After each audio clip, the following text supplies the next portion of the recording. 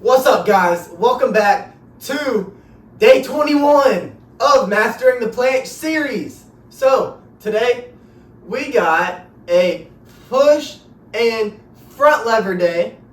So, I'm hyped about this. I feel stronger than I did the other day. So, today's about to be a good workout. So, we got like 3 exercises for planche push-ups. It's the push section of it. And then we got the front lever training. Last week, front lever training went pretty good. I'm getting better, or I'm working to the advanced tuck front lever hold. I might got that for a little bit today. So we'll see. But I hope y'all enjoy this workout. And let's get right into it.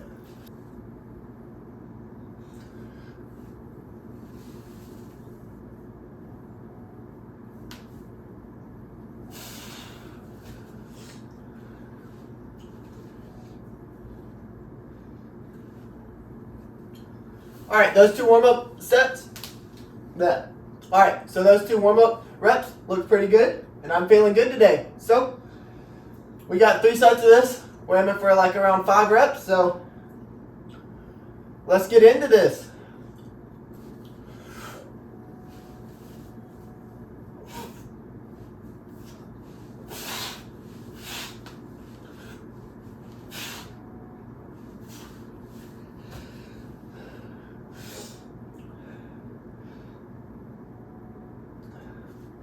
Alright, so we got that 6 reps.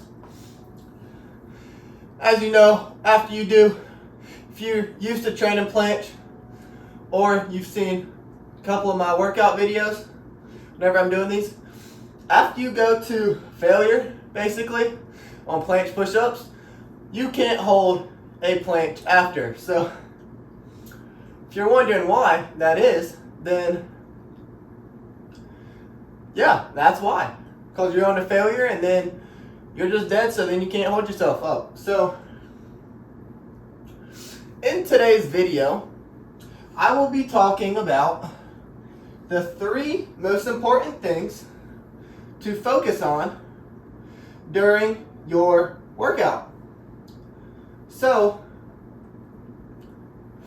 this came to mind whenever I was thinking about another video idea of what I could talk about during these videos, because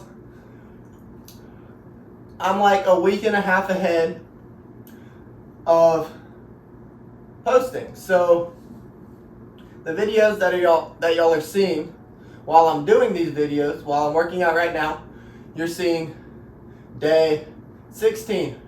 No, yeah, day 16 was the video that was posted today. So, I'm a little bit ahead of you guys. So, I have another video coming on a topic, or it will be posted by the time this one comes out. But I just decided to let's go.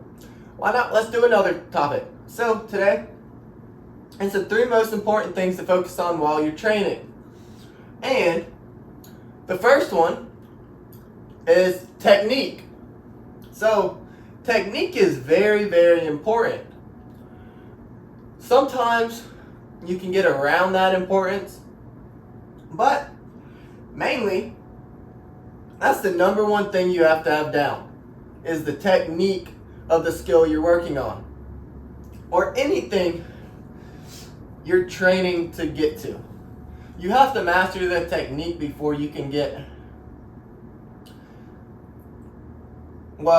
good or great at the skill or exercise you're doing. So, and with the technique comes the strength needed whenever you build that technique up. And whenever you get the best, whenever you figure out the technique and learn the correct technique, it will make that exercise or skill much easier, and you'll be able to get stronger and hold it for longer, or get stronger in that lift, skill, etc. So, technique is very, very important. The only time you can give up technique is whenever you're doing high volume, and that will come up later in this video. So, if you are not focusing on technique and you're just muscling it out, then I suggest you starting over with the correct technique, because a lot of people, whenever they're starting planche, they're usually like bent arms trying to muscle it. That's not the right technique. You have to have straight arms while you are doing planche for the right technique. So, I'm going to stop right there in the middle of my sentence because my timer just went off for me to go hit my second set. So, let's go. And as you saw, I had to put chalk on my hands because I do have sweaty hands, and my headset on because I need that music to push. So, let's go.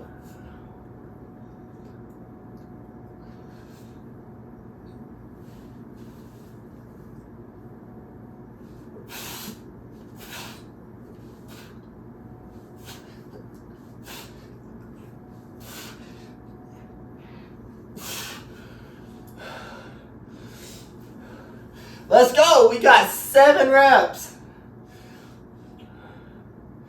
That 7 came with some grinding on that last rep, but hey, we still got it. That means we pushing if we grind it. And you can see where the technique can vary whenever you're doing volume. So,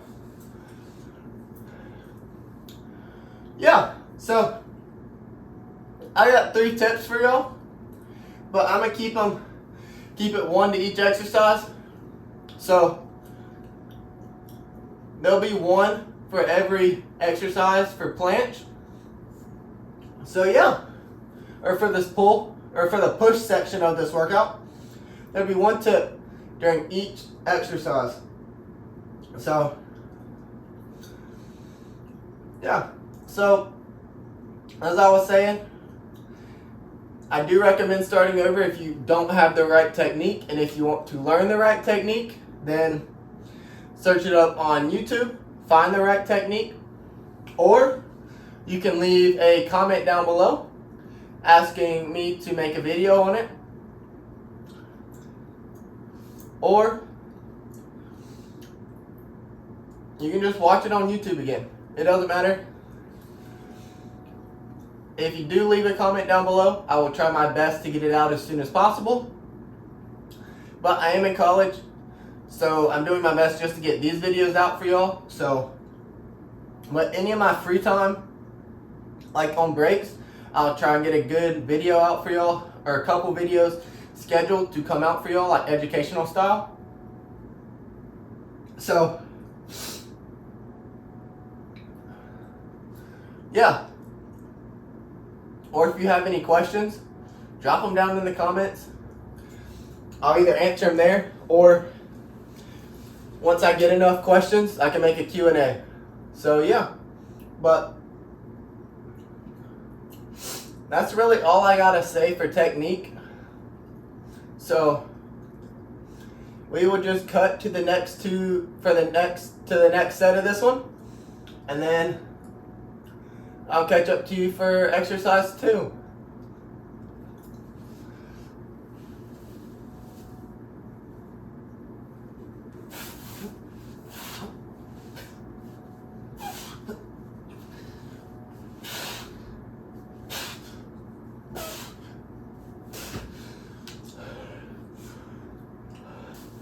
Alright, so as you see, we got the parallettes that are very, very common on this channel.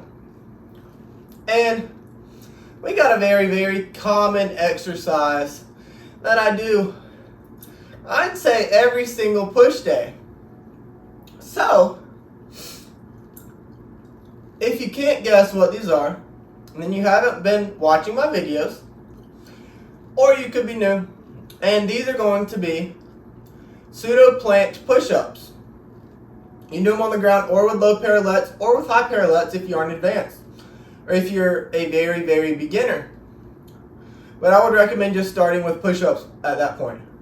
But yeah, so these, I like them. They build pretty good strength, pushing strength for planche. And it also puts you in the positions very, very similar to a full planche push-up. So that's one of the reasons why I like these. So I'm gonna get into this first set, and then I'll catch back up with you on the second tip for the topic of the day.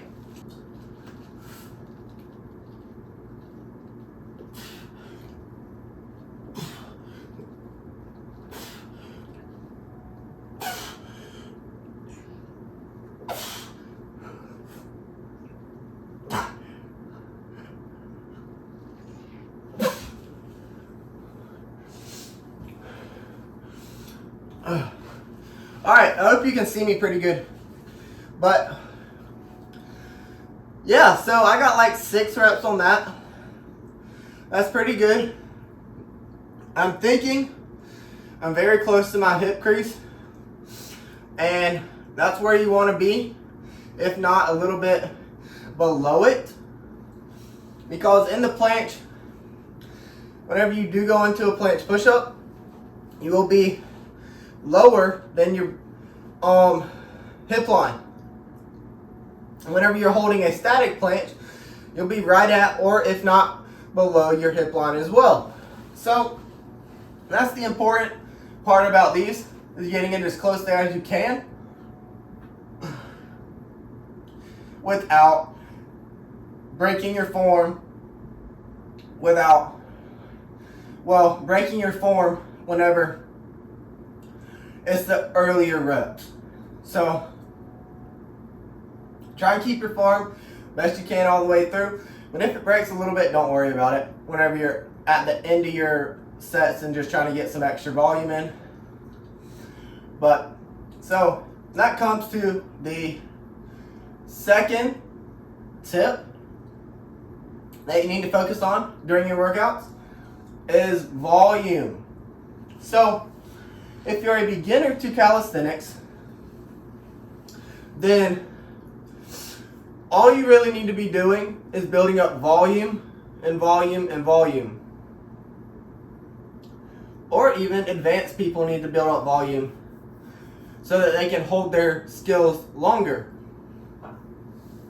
So volume is very, very necessary in calisthenics, because if you don't have volume, you can't hold stuff for long or do a lot of reps. And whenever you're building volume, strength also comes with it, but you aren't training just for strength, so you won't be as strong as if you were training for strength, like doing weighted calisthenics almost. But volume is very important because that is the base of your whole calisthenics journey and the base of all your calisthenics skills that you will learn and grow to master. So if you don't have a base of, like, I set my base of pull-ups before I could go on to any other pull-up variation. I set my goal of 15 pull-ups in a row before I could go on to weighted or explosive or anything like that. I had to get 15 pull-ups in a row. And now, whenever I switched to 15-pound weighted pull-ups, I was able to do 8 right off the bat. And after I get to 10, I'll move up in weight. So if you get your base down with your volume and you just hammer volume, then you will be at a better spot whenever you do go into the more difficult variations or start training for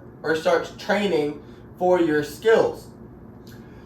But I'm gonna leave you right there with it, mid-sentence or mid-thought, and I'll catch back up to you after this set because I need to hit this set because my timer went off like a minute ago. So, let's go.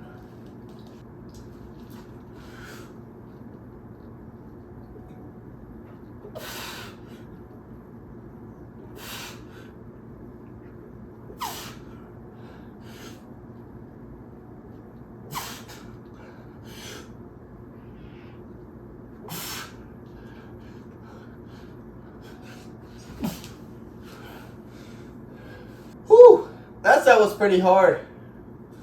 I'm gonna grab some water real quick, so I'll catch you back in a second. So as I was saying, that set was pretty tough, and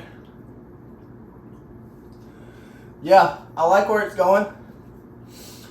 Let me know if I'm at my hip crease or not, because I don't really know. I'm pretty sure I am, if not close to it.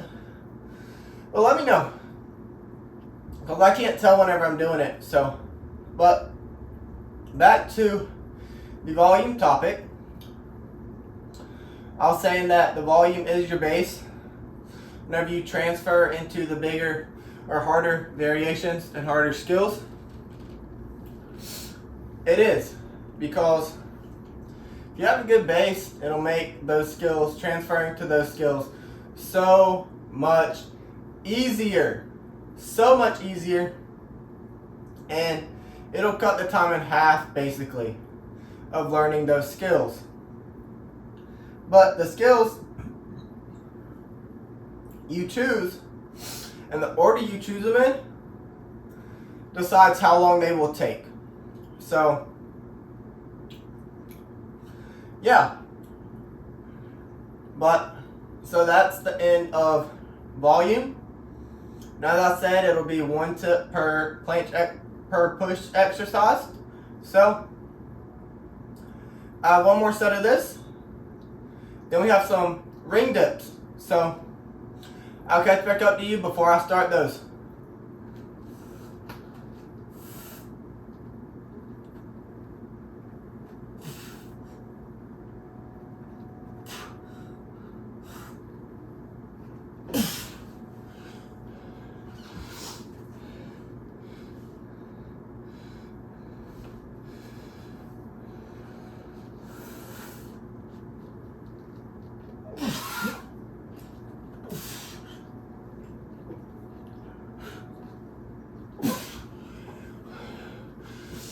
Alright guys, so as you saw on my last set of pseudo planche push-ups, I only got about like 2 on my first try. So then I went into a drop set and then I only got 3 there. So that's also another way to build volume, is to do drop sets. But now we are on to ring dips. So if you haven't tried rings at all, they are very, very difficult to stabilize, because if you don't stabilize correctly, then you will look like this. And you will not be able to stay up on the rings at all. Especially, you won't be able to do ring dips. So, I recommend watching how to stabilize on rings. But guess what? I'm going to tell y'all right here how to stabilize. So whenever you get up into rings, you want your arms to be locked out and your inside of your elbows facing out. Kind of like in planche whenever you're doing planche leans. So in order to do that, you have to twist your hands outwards, kind of like that. And then see how more controlled I am? So that's how you control rings. And now since you know how to control rings, now you can do these. These are way harder than normal dips. So proceed with caution with your rep ranges that you set, because you will come up short if you haven't done these before. But let's get into this first set of ring dips, huh?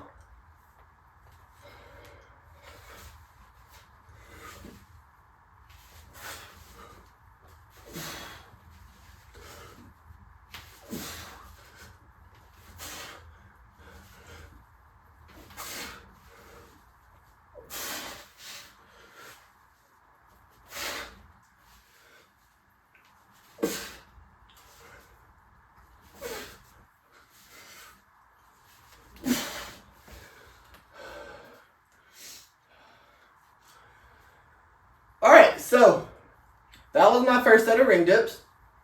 And we got 10. That's my goal for ring dips right now, is to get 10 per set. I haven't been able to get 10 for 3 sets, so we'll see how that goes today. I'm feeling pretty strong on them, but we will see. But let me grab my iPad to get this timer set up. But with calisthenics, you also have to focus on intensity. So intensity means you're actually pushing your workouts. You're actually pushing yourself in your workouts in order to get results. Because if you aren't having intensity within your workout, you just will not, what's the word I'm looking for? Let's say grow in your calisthenics journey and proceed on to the next variation or next strength level, I would say. So you have to train intense and with intensity. Because without intensity, you will barely get anywhere. If planche would take you a year if you would train intense, it will take you at least 2, 3, 4 years if you don't train intense. If even that. So, gotta be intense with your training. You gotta push yourself. Because you have to push yourself to grow. So, intensity is one of the biggest things you have to focus on. One of the biggest things, other than technique and volume, you have to focus on. And whenever you are training volume, if you're training it right, that'll be intensity. That will be intensity. So, if you're grinding out those last 2 reps, then you go into a drop set and then grind those reps out, that is training with intensity.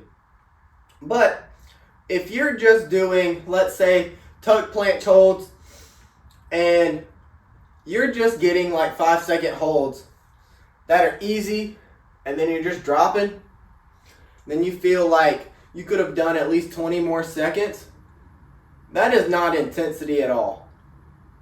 So you have to be training with intensity in every workout. So yeah, I think that's all I really got for intensity, honestly. Because it's a very simple topic to tell you all about. So yeah, so as you just saw, you might not be able to see it. Yeah, you can't see it because it's on the ground.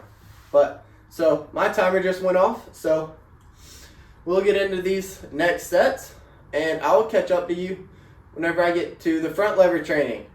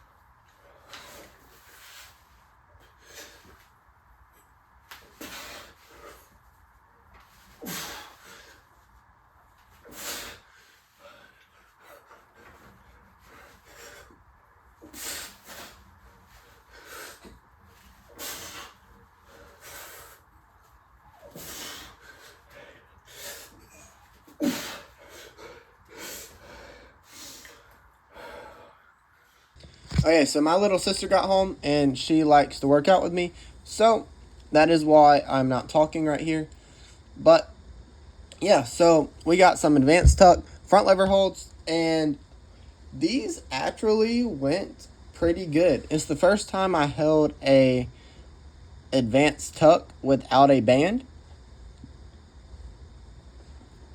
last week I held an advanced tuck with a band, and it went pretty good. But this is my first time holding an advanced tuck without a band, and I held 2 of them for over 10 seconds. My form could get a little bit better, but I also have to extend my knees out a little bit more to really get the 90-degree hip and leg angle to count as a full advanced tuck. But for my first time doing it without a band, I feel like these went actually very, very well. So I'm very, very happy with that.